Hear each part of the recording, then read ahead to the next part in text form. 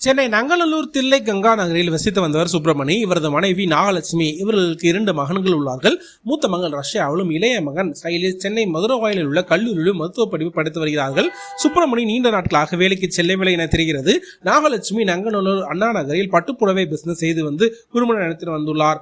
இந்நிலையில் வேலைக்கு செல்லாமல் மனைவியிடம் செலவிற்கு பணம் கேட்டு சுப்பிரமணி நச்சரித்து வந்ததால் இருவருக்கும் இடையே அவ்வப்போது தகராறு ஏற்பட்டு வந்ததாம். கடந்த 2 ஆண்டுகளுக்கு முன்பு இதுபோன்ற ஒரு சண்டையில் கோபித்துக் கொண்டு மதுரையில் உள்ள தனது அக்கா வீட்டில் சில மாதங்கள் தங்கியிருந்தாராம். அப்பொழுது அவருடைய செலவுக்கு நாகலட்சுமி தான் பணம் அனுப்பி வந்தாராம். கடந்த சில வாரங்களுக்கு முன்பு சென்னை வந்த சுப்பிரமணி மீண்டும் தனது மனைவியுடன் தகராறு செய்ததாக கூறப்படுகிறது.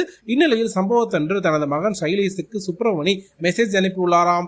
அதில் நானும் அம்மாவும் இனி இருக்க மாட்டோம், உனக்கு சாப்பாடு வைத்திருக்கிறோம், வந்து சாப்பிடு என்று மெசேஜ் அனுப்பினாராம். இந்த மெசேஜை பார்த்து அதிர்ச்சி அடைந்த சைலேஷ் கல்லூரியிலிருந்து வந்து பதறி அடித்துக் கொண்டு வீட்டுக்கு வந்தாராம். அப்பொழுது வீட்டின் மெயின் டோர் திறந்தப்பட்டிருந்ததாம். சற்று தயக்கத்துடன் சைலேஷ் உள்ளே சென்ற போது அங்கு ரத்த கரை பதிந்த கால் தரம் இருப்பதை கண்டு திடுக்கிட்டுள்ளார். ரத்தக்கரை கொண்ட கால் தரம் இந்த இடத்தை நோக்கி சென்ற போது அங்கிருந்த ஒரு அறையில் நாகலட்சுமி ரத்த வெள்ளத்தில் இறந்து கிடந்தாராம். பின்னர் தனது அப்பாவை தேடி சென்று இன்னொரு அறையில் சென்ற போது அங்கு ஃபேனில் சுப்பிரமணி தூக்கிட்டு தற்கொலை செய்து கொண்டிருந்தார். உடனே இரு உடல்களையும் பார்த்து கதறி அழைத்த சைலேஷ் ஆதம்பாக்கம் போலீசாருக்கு போன் செய்து விஷயத்தை சொன்னார். தகவல் இருந்த போலீசார் விரைந்து வந்து இரு உடல்களையும் கைப்பற்றி பிரேத பரிசோதனைக்கு அனுப்பி வைத்தார். போலீசாரின் முதல் கட்ட விசாரணையில் நாகலட்சுமி நடத்தும் பிசினஸில் கடன் அதிகரித்து விட்டதாம். இது தொடர்பாக நாகலட்சுமிக்கு சுப்பிரமணிக்கு இடையே அடிக்கடி தகராறு ஏற்பட்டு வந்ததாம்.